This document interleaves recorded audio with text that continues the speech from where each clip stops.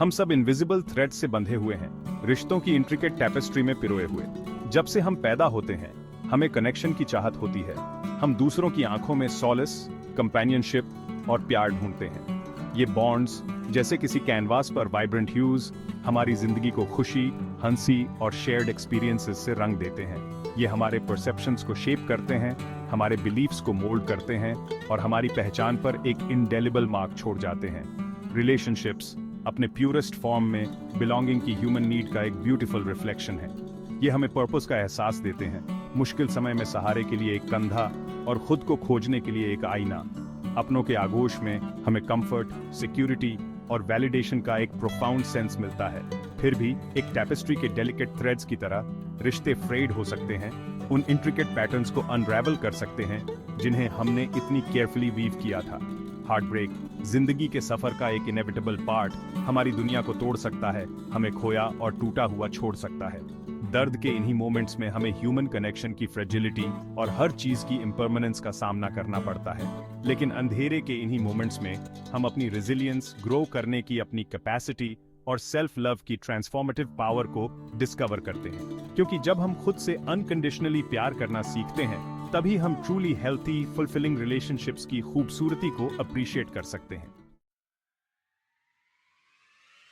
एडिटी एक force of nature थी, energy और एम्बिशन का बवंडर। सपनों से भरे दिल और एक ऐसे स्पिरिट के साथ जो केज्ड होने से इनकार करता था, उसने लाइफ को ओपन आर्म्स से एम्ब्रेस किया।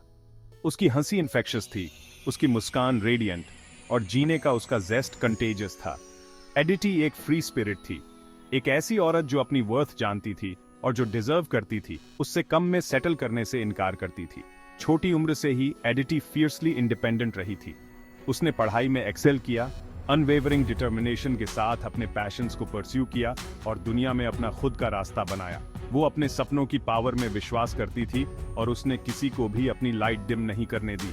एडिटी एक मॉडर्न वुमन थी, कॉन्फिडेंट, सेल्फ अश्योर्ड और अनअपॉलोजेटिकली हरसेल्फ।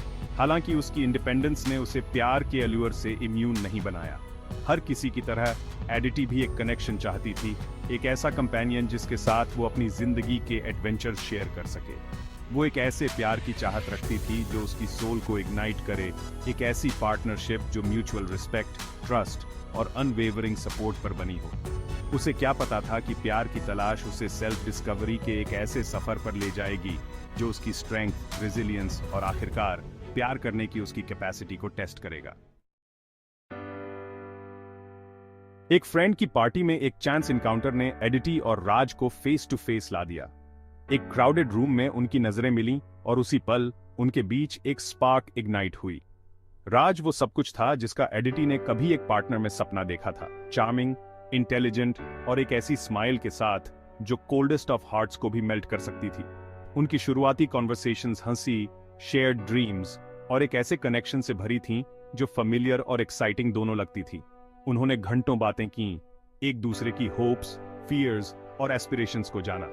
एडिटी ने खुद को राज की वार्मथ, उसके इजी गोइंग नेचर और उसकी लाइफ में जेन्युइन इंटरेस्ट की तरफ खींचते हुए पाया। बदले में राज एडिटी के स्पिरिट, उसकी इंटेलिजेंस और खुद पर उसके अनवेवरिंग बिलीफ से कैप्टिवेटेड था। जैसे जैसे दिन हफ्तों में बदलते गए, उनका कनेक्शन गहरा होता गया। उन्होंने डेट्स पर जाना शुरू कर दिया, हिडन कैफेज एक्सप्लोर किए और स्टारलिट स्काई के नीचे इंटीमेट कॉन्वर्सेशंस शेयर की। एडिटी ने खुशी का एक ऐसा एहसास महसूस किया जो उसने पहले कभी महसूस नहीं किया था। ऐसा लगा जैसे उसे अपना मिसिंग पीस मिल गया हो, वो एक व्यक्ति जो उसे ट्रूली समझता था और स्वीकार करता था। पहली बार एडिटी ने खुद को यह विश्वास करने दिया कि उसे एक ऐसा प्यार मिल गया है जो लाइफ टाइम चलेगा। लेकिन जैसे जैसे समय बीतता गया, उनके रिश्ते में सब्टल चेंजेस आने लगे।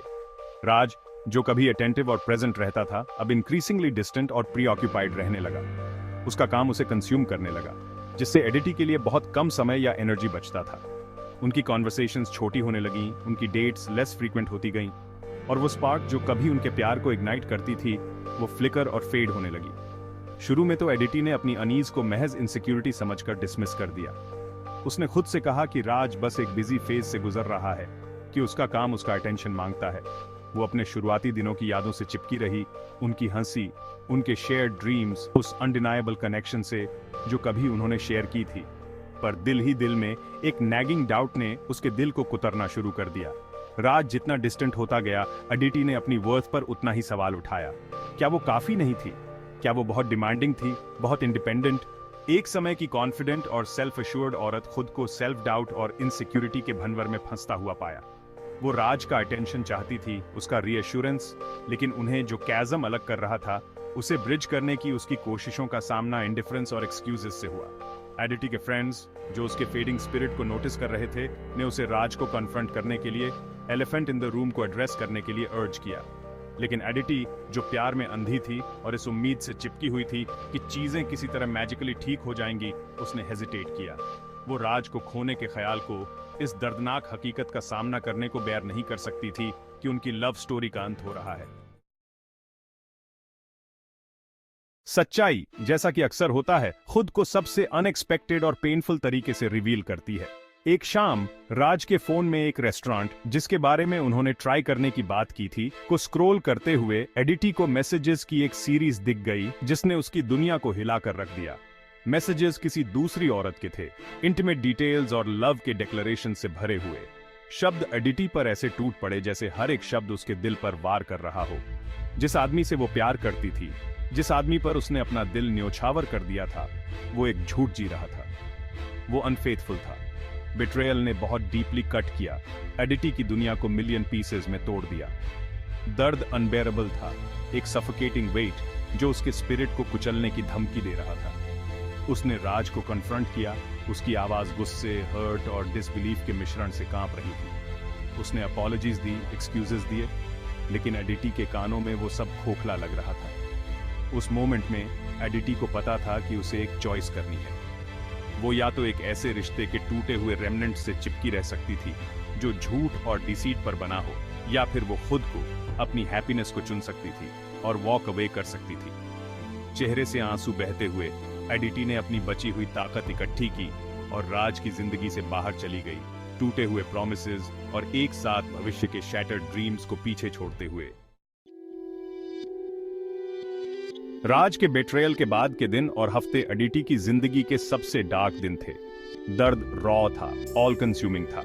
उसके सीने में एक कांस्टेंट एक थी। नींद उससे दूर भागती थी, खाने का स्वाद फीका लगता था और उसके आसपास की दुनिया स्लो मोशन में चलती हुई लगती थी। वो कॉन्फिडेंट, विवेशियस औरत जो वो कभी थी, गायब हो चुकी थी। उसकी जगह उसके फॉर्मर सेल्फ का एक खोल रह गया था। उसने हर चीज पर सवाल उठाया, अपने जजमेंट पर, अपनी सेल्फ वर्थ पर, फिर कभी बिना किसी डर के प्यार करने और प्यार पाने की अपनी एबिलिटी पर। बिट्रेयल ने उसे झकझोर कर रख दिया था, उसे लॉस्ट और ब्रोकन फील कराते हुए। उसके फ्रेंड्स और फैमिली उसके आसपास आ गए, कंफर्ट और सपोर्ट के वर्ड्स ऑफर किए, लेकिन कुछ भी उस ग्रीफ और डिस्पेयर के थिक फॉग को भेदता हुआ नहीं लग रहा था जो उसे घेरे हुए था। अदिति दुनिया से विथड्रॉ कर गई, अपने अपार्टमेंट की चार दीवारी में सॉलेस ढूंढती रही। उसने राज के साथ अपने रिलेशनशिप के हर मोमेंट को रिप्ले किया, साइंस ढूंढती रही, क्लूज ढूंढती रही, कुछ भी जो उसे उस दर्द के लिए प्रिपेयर कर सके जो अब उसे कंज्यूम कर रहा था। जितना ज्यादा उसने एनालाइज किया, उतना ही उसने खुद को ब्लेम किया। क्या वो बहुत ट्रस्टिंग थी, बहुत नाइव, प्यार में बहुत अंधी थी जो सच को देख नहीं पाई? उसके हार्ट ब्रेक का वेट अनबेरेबल लग रहा था। ऐसा लग रहा था जैसे उसे नीचे खींच लेगा। ऐसे मोमेंट्स थे जब उसने सोचा कि क्या वो कभी दोबारा सांस ले पाएगी, खुशी महसूस कर पाएगी, बिना किसी डर के प्यार कर पाएगी। लेकिन उसकी डिस्पेयर की डेप्थ्स में भी उम्मीद की एक किरण बाकी थी। उसके अंदर एक छोटी सी आवाज फुसफुसा रही थी कि वो जितना सोचती है उससे कहीं ज्यादा स्ट्रांग है, कि वो इससे सर्वाइव कर लेगी और एक दिन वो फिर से प्यार करना सीख जाएगी।